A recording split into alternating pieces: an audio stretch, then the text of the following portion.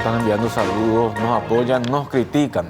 Las críticas también siempre vienen bien y van para ir mejorando, para ir construyendo un mejor programa que llegue a nuestros televidentes sobre todas las cosas, porque ellos finalmente son destinatarios de este trabajo. Mi sobrinito Axel Leguizamón está viendo el Luque también.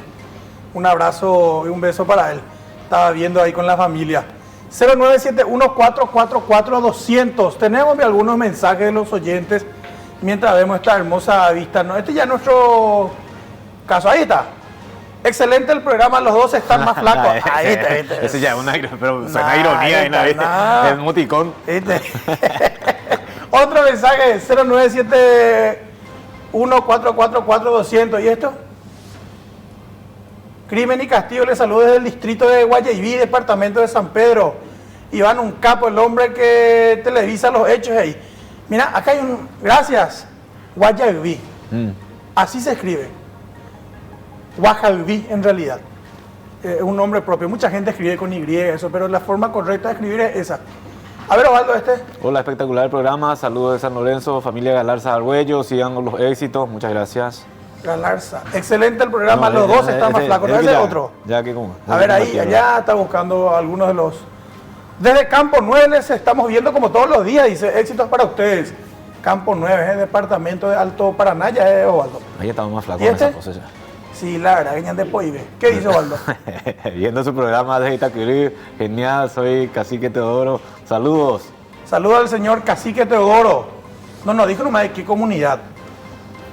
A ver, Me llama la atención sobre el asalto. El tipo que asaltó no tiene cara de asustado, dice. Y sí, por eso Mita Iruzú era.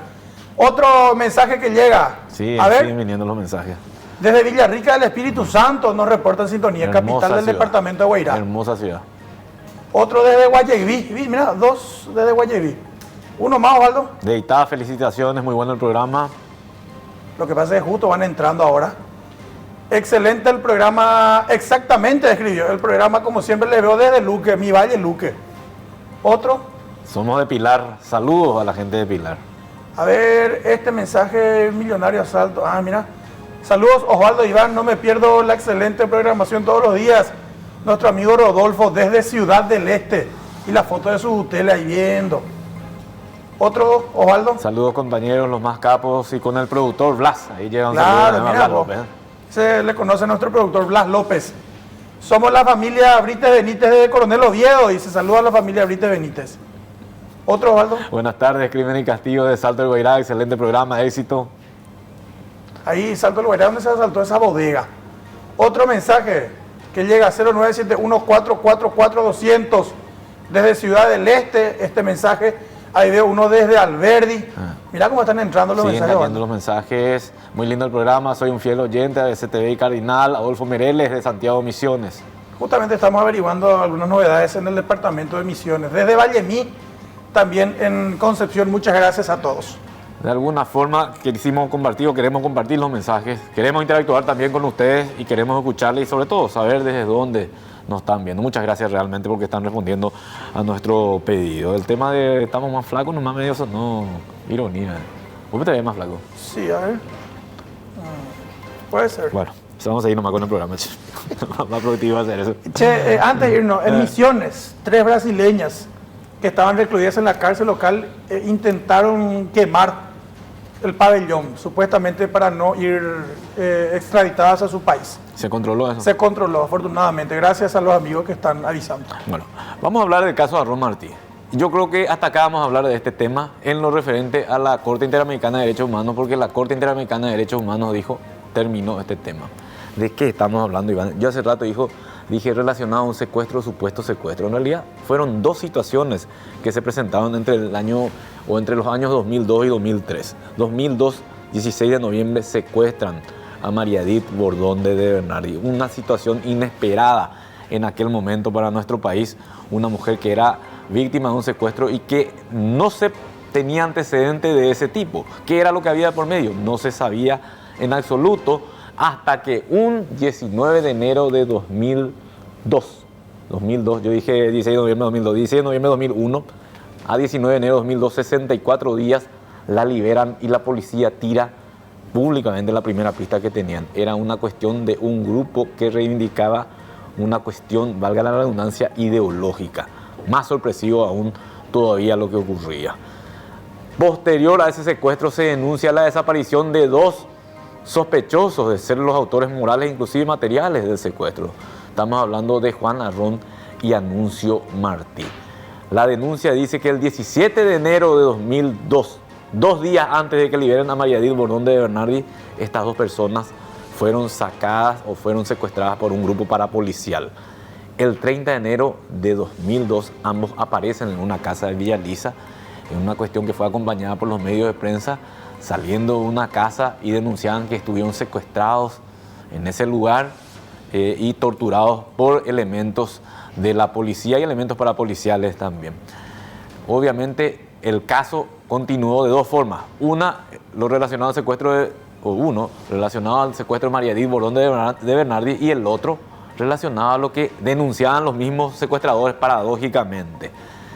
El caso del secuestro de María Edith Bordón de Bernardi continuó, siguió su curso normal e inclusive llegó a una etapa clave en el juicio o en un proceso que es denominada la audiencia preliminar. ¿Para qué se hace la audiencia preliminar? Para determinar si el caso corresponde que la causa se eleve a juicio oral y público. Pero la denuncia de Juan Arrón y Anuncio Martí de que ambos fueron víctimas de desaparición forzosa, de tortura, de secuestro, finalmente fue rechazada por la Fiscalía. Y llega un momento clave en toda esta historia, Iván. 13 de agosto de 2004. 13 de agosto. Se fugan ellos del país. ¿A qué?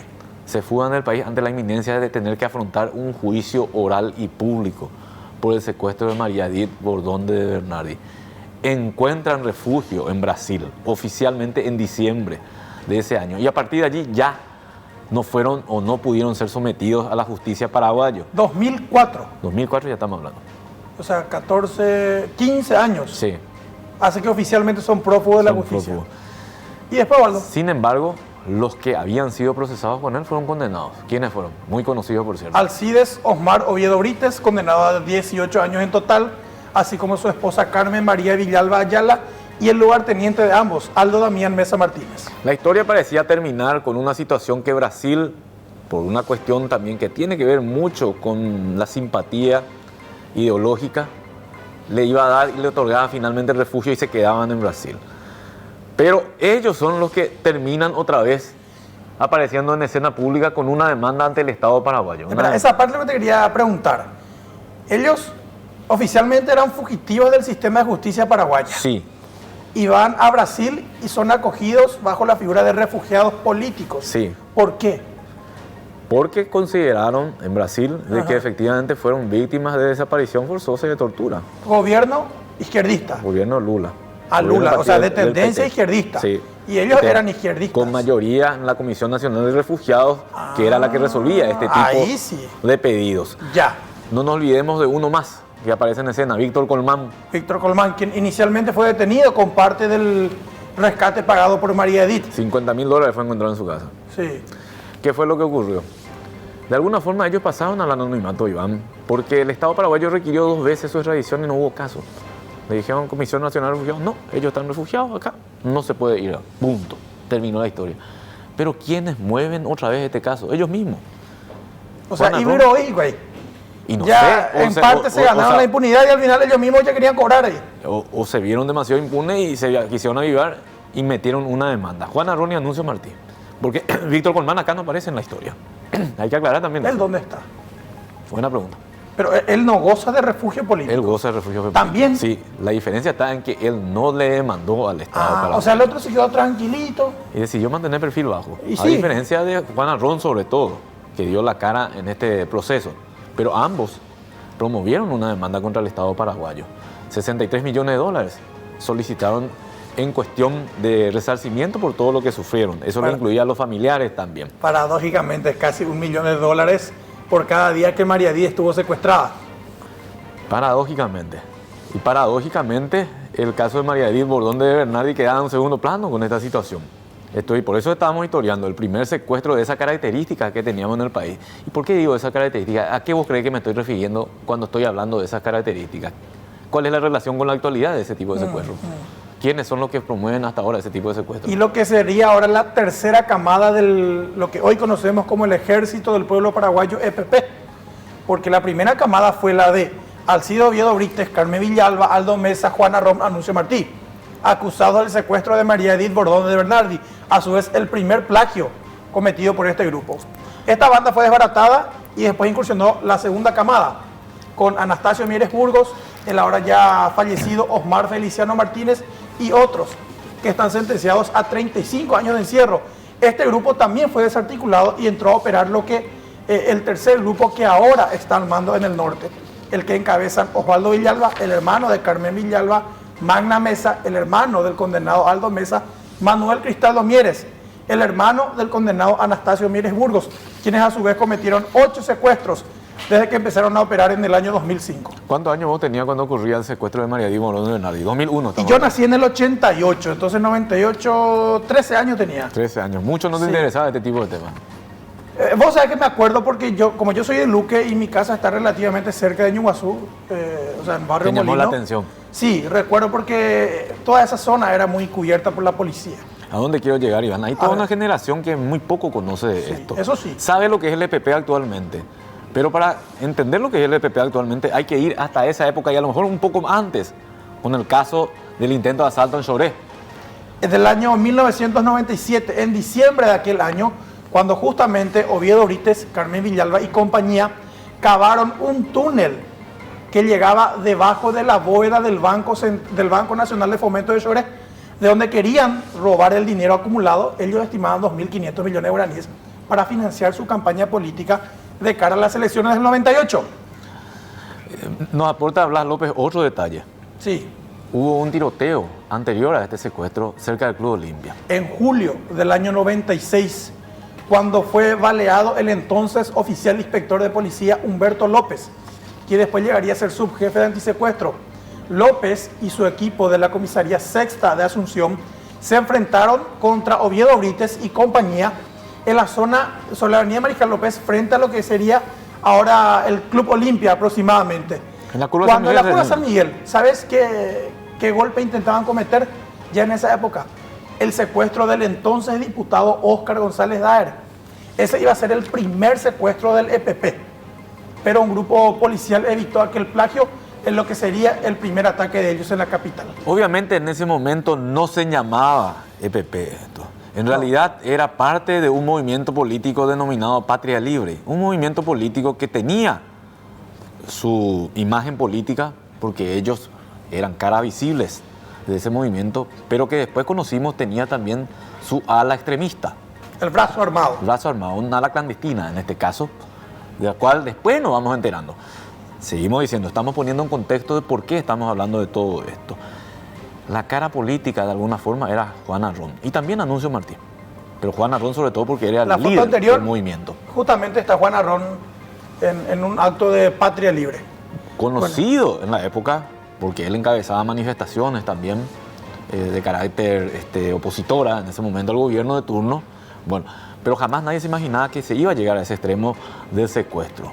¿Qué ocurrió, Iván? Esto llega nada menos que a la Corte Interamericana de Derechos Humanos. Y la Corte Interamericana de Derechos Humanos, ¿qué juzga? No juzga el caso de María Edith. A la Corte Interamericana de Derechos Humanos no le interesa, porque no es su ámbito de jurisdicción el caso de María Edith. Le interesa saber si era cierta la demanda o el contenido de la demanda que decía que Juana Ron y Anuncio Martí fueron víctimas de delitos que pueden ser considerados de lesa humanidad. Estamos hablando de secuestro, desaparición forzosa y tortura.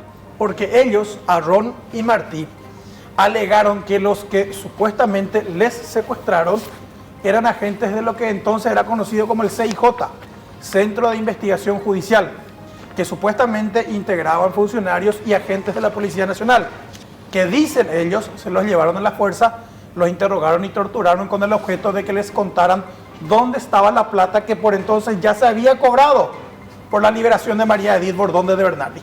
Pero ahí ocurrió un elemento llamativísimo que fue un detonante de la sentencia a favor del Estado, que ellos denunciaron haber sido secuestrados el 17 de enero del año 2002, 2 días antes de la liberación de María Edith Bordón de Bernardi. Pero resulta que antes, el 16, Juan Arrón fue a la comisaría de Ista a denunciar el extravío de su licencia de conducir.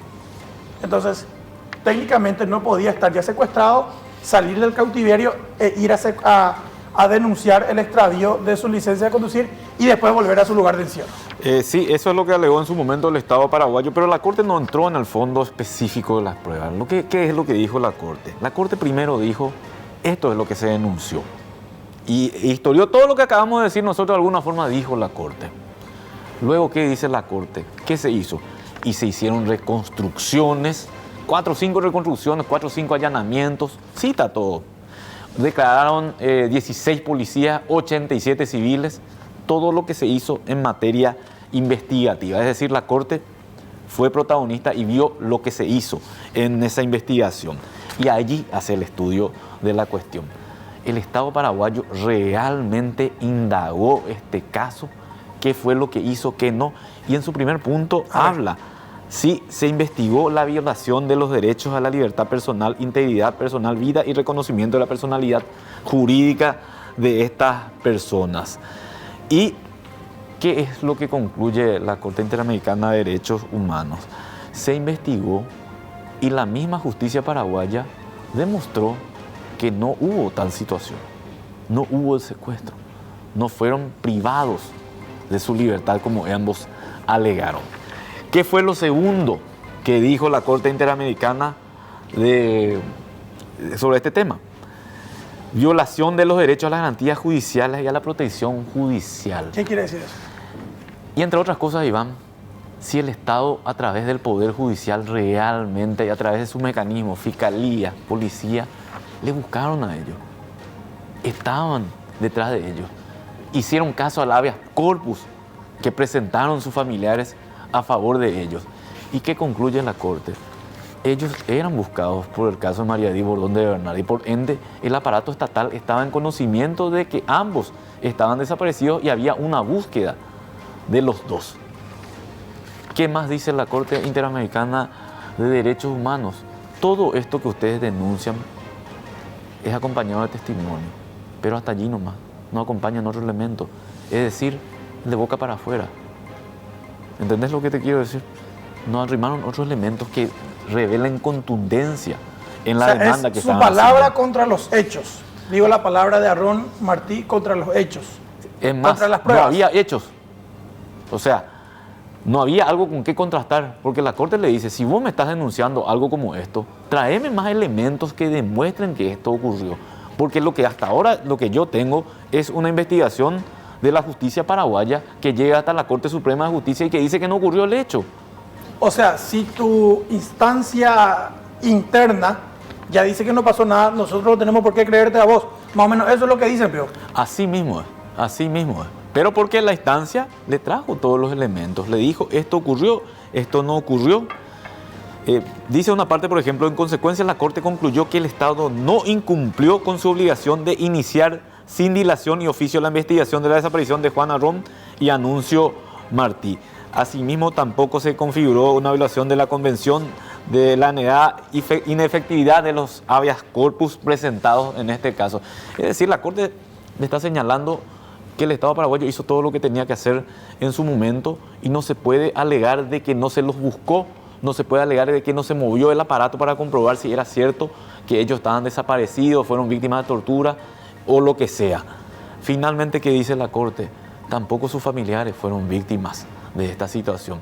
¿Por qué? Porque recordemos que parte de la demanda señalaba de que los familiares fueron víctimas de una situación psicológica a consecuencia de lo que vivieron Juan Arrón y Anuncio Martí. y que por eso pedían $1 millón para cada integrante de su familia, para sus parejas, para sus hermanos, digo, cada uno, Arrón y Martí respectivamente.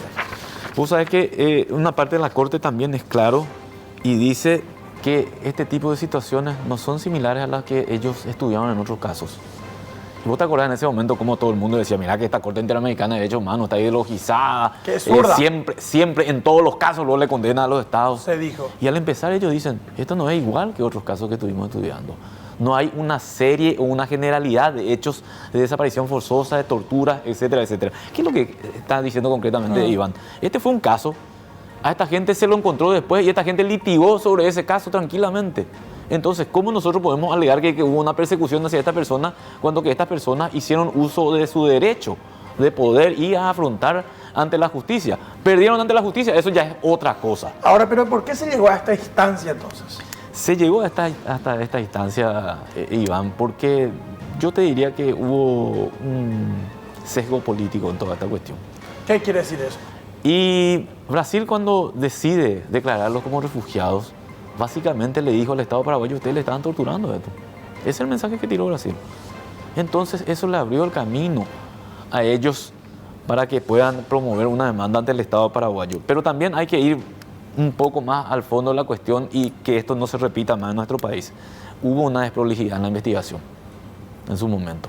Y esa desprolijidad permitió que ambos aparecieran en esa situación que generó dudas acerca de si fueron secuestrados y torturados tal cual denunciaron. Y esa es una situación que no se debe repetir. El Estado paraguayo en un momento perdió la brújula de esta investigación y estamos hablando de a quienes ellos consideraban como líderes de un caso de secuestro de una mujer. ¿Qué va a pasar ahora? Buena pregunta. Buena pregunta. ¿Qué va a pasar con él? Porque lo uno no va a lo otro. Considerado como uno de los ideólogos del secuestro de María Edith Bordón de Bernardi. ¿Sabes por qué te digo que es buena pregunta? Porque mucha gente entiende que Brasil ya tiene que meter una patada a los dos. Y claro, no es así. Si la Corte Interamericana de Derechos Pero Humanos, Brasil, que es la máxima instancia, dice no, pero hay que ellos no respetar, fueron torturados, que es el motivo por el cual están refugiados. Hay que refugiados. acostumbrar a respetar la soberanía de los países. Y Brasil bueno, no tiene nada que ver en esta historia. Pero En ¿cómo no tendrá que ver absoluto si le tienen ahí a ellos? Pero la Corte Interamericana no se dirigió a Brasil, se dirigió a Paraguay. En ningún momento la Corte Interamericana dijo: instamos a Brasil a que lo extraditen. La Corte básicamente dijo: el Estado paraguayo no fue responsable de ningún acto de desaparición forzosa ni de tortura. O sea que si yo soy Mario Abdo Benítez, tengo que agarrar, esta es la sentencia de la Corte Interamericana de Derechos Humanos. Tengo que agarrar, viajar a Brasil o reunirme con el canciller o con el presidente Bolsonaro y decirle: señor presidente, esta es la sentencia de la Corte Interamericana de Derechos Humanos. Acá dice que nosotros en ningún momento les secuestramos. Por ende, el refugio político de ellos, del cual ellos gozan acá, debe ser revocado. Que tal vez si me hace el favor y me envía como extraditado a Paraguay porque yo tengo que condenarle o procesarle ahí por secuestro. Yo puedo ser un poco más extremista. Algo así. Si yo tuviera que asesorarle al presidente, le diría: presidente, llámale ya inmediato a tu colega. Porque los tres se encuentran en situación desventajosa. Los tres tienen contactos y tienen medios, se van a fugar. Ellos no están bajo ningún régimen de privación de libertad en Brasil. Ellos son ciudadanos con refugio que pueden transitar libremente en territorio brasileño. ¿Esta sentencia cuándo se dictó? El 13 de mayo. 4 de junio hoy es. Sí, pero la notificación se hizo ayer. Hay que decir que ayer Recién se a las conoció. partes. Sí, recién ayer se conoce todo esto. ¿Seguro? Sí, eso es seguro. En ese sentido, la Corte Interamericana de Derechos Humanos es muy seria. O sea que si Arrón va a escapar, ya tuvo tiempo suficiente, 24 horas también ya. Y sigue teniendo tiempo. No le van a estar vigilando a él. Ni a Ron ni a Martí. Y el coletazo le alcanza a Colmán, porque ahora todo el mundo se va a acordar otra vez de Colmán. Y hay un antecedente de todo esto, Iván. Por eso lo mencionábamos cuando estábamos contando los hechos en sí. Ellos debían afrontar juicio oral y público, pero como tenían medidas sustitutivas a la prisión, que hábilmente la lograron, porque metieron presión, señalando de que eran víctimas de persecución política, y ellos seguían siendo procesados por secuestro, llegan a audiencia preliminar por secuestro con medidas sustitutivas a la prisión. Algo hoy en día inadmisible. Entonces, cuando se percataron de que ya era irreversible el juicio oral y público, se pegaron el raje.